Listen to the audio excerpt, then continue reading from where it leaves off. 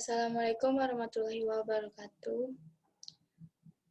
Alhamdulillahirrahmanirrahim. Wassalatu wassalamu ala asrofil anbiya'i wal mursalin wa ala alihi washabihi rasulillahi ajma'in. Baiklah, pada pertemuan kali ini saya akan menjelaskan tugas etika dan hukum kesehatan yang membahas tentang etika profesi kesehatan masyarakat. Sebelumnya, perkenalkan, nama saya Zolinur Hazifah, NPM 21-170-120044 dari Prodi Kesehatan Masyarakat Universitas Baitur Rahmah. Baiklah, sebelumnya izin share screen.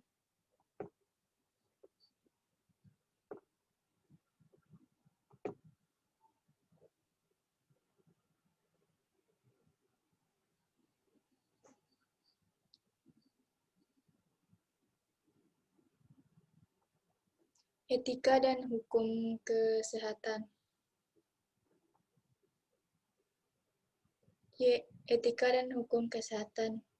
Baiklah, pada tugas kali ini saya akan membahas materi tentang etika profesi kesehatan masyarakat.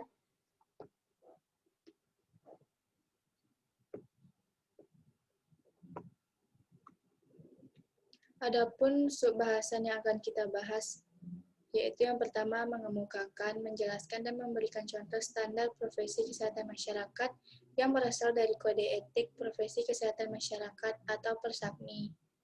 Yang kedua, mengemukakan, menjelaskan, dan memberikan contoh pentingnya standar profesi bagi profesi kesehatan masyarakat. Baiklah, materi yang pertama yaitu standar profesi kesehatan masyarakat yang berasal dari Kode Etik Profesi Kesehatan Masyarakat atau Persakmi. Kode Etik. Kode etik merupakan norma-norma yang harus diindahkan oleh setiap profesi dalam melaksanakan tugas profesinya. Di dalam bidang kesehatan, kode etik ini menjadi hal yang sangat penting sebagai code of conduct bagi para pelaku profesi di bidang kesehatan.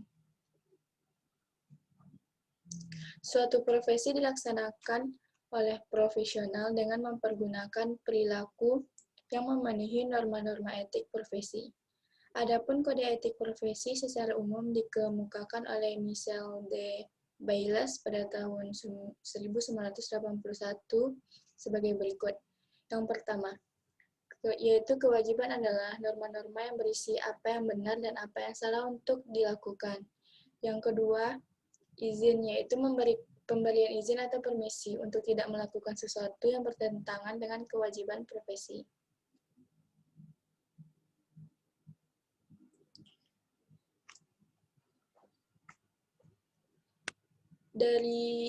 Contoh dari izin tersebut, misalnya yaitu seseorang profesional diizinkan untuk menolak permintaan klien yang mengusulkan perbuatan amoral atau bertentangan dengan norma-norma profesi.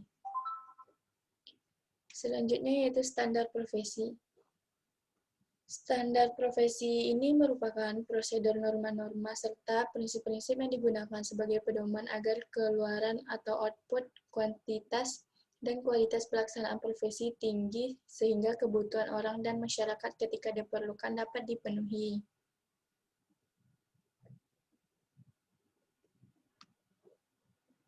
Berdasarkan teori para ahli, standar merupakan hal pokok dan sangat penting sebagai acuan profesional dalam melaksanakan profesinya.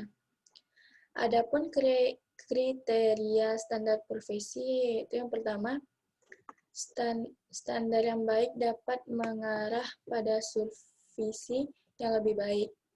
Yang kedua, yaitu ada standar yang baik memungkinkan pengembangan teori dan pelatihan yang lebih baik agar dapat memenuhi standar. Yang ketiga, yaitu ada standar akan menyediakan alat ukur bagi lembaga penyandang dana untuk mengukur proposal dan produk supervisi. Yang keempat, yaitu ada standar akan membantu para supervisor dalam bekerja dengan para mitra kerjanya agar dapat menjelaskan bahwa kompromi dalam desain supervisi akan merusak supervisi tersebut. Berikut beberapa standar profesi kesehatan masyarakat. Yang pertama yaitu Kesmas harus memiliki fundamental.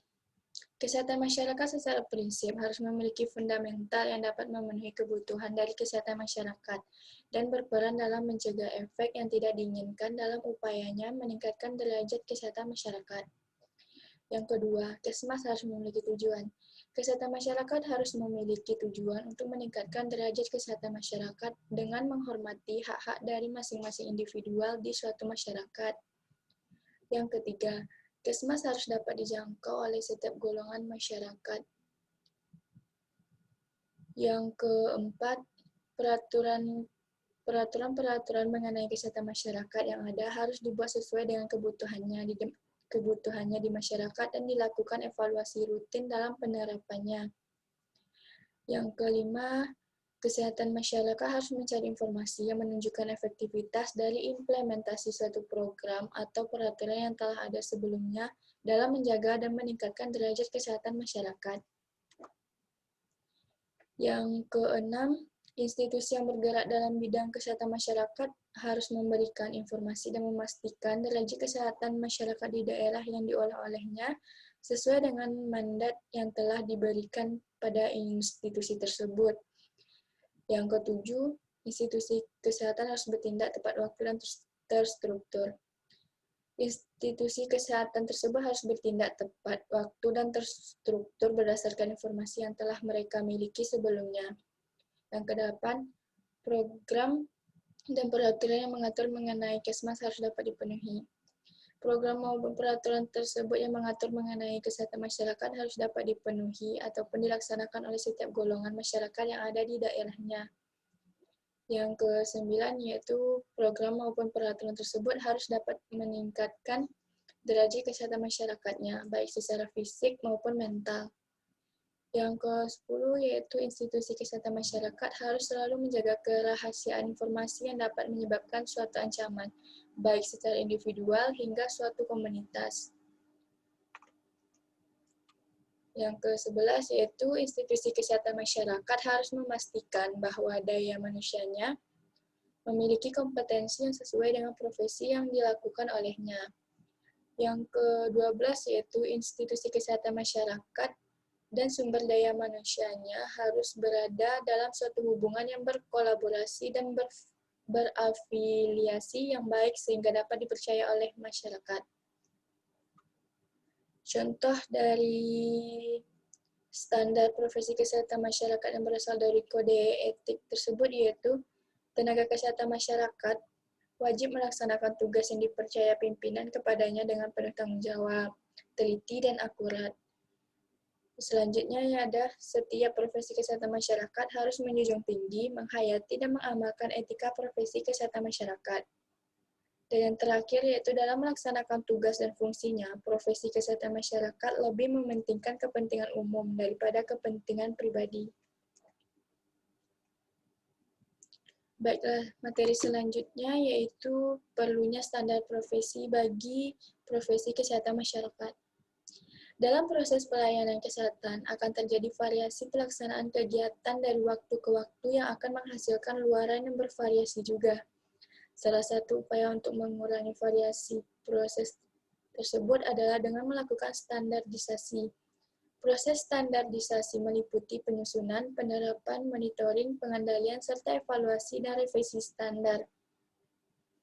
Keberadaan standar dalam pelayanan kesehatan akan memberikan manfaat antara lain mengurangi variasi proses, merupakan persyaratan profesi, dan dasar untuk mengukur mutu. Ditetapkannya standar juga akan menjamin keselamatan pasien dan petugas penyedia pelayanan kesehatan. Dikuranginya variasi dalam pelayanan akan meningkatkan konsistensi pelayanan kesehatan, mengurangi morbiditas dan mortalitas pasien, meningkatkan efisiensi dalam pelayanan, dan memudahkan petugas dalam pelayanan. Pelayanan kesehatan masyarakat tersebut diharapkan dapat berperan dalam meningkatkan kesehatan masyarakat dan juga menurunkan risiko terjadinya hal-hal yang tidak diinginkan dalam hak atas kesehatan seseorang. Contoh dari perlunya standar profesi bagi profesi kesehatan masyarakat yaitu setiap tenaga kesehatan masyarakat dalam menjalankan praktik berkewajiban untuk memenuhi standar profesi, standar pelayanan profesi, dan standar prosedur operasional. Berdasarkan ketentuan standar yang telah ditetapkan, maka akan sangat memberikan suatu penjelasan yang sangat berarti tentang kesehatan masyarakat secara koheren, baik dalam hal tanggung jawab terhadap pasien, terciptanya sinergis antara tenaga kesehatan masyarakat dengan manajemen, demi kepuasan pasien karena memberikan pelayanan yang tepat, dan yang terakhir mengenai hal kewajiban kesehatan masyarakat di dalam penanganan pelayanan kesehatan dengan berlandaskan ketentuan standar profesi kesehatan masyarakat. Baiklah, sekian materi yang bisa saya jelaskan. Kurang lebihnya saya mohon maaf. Assalamualaikum warahmatullahi wabarakatuh.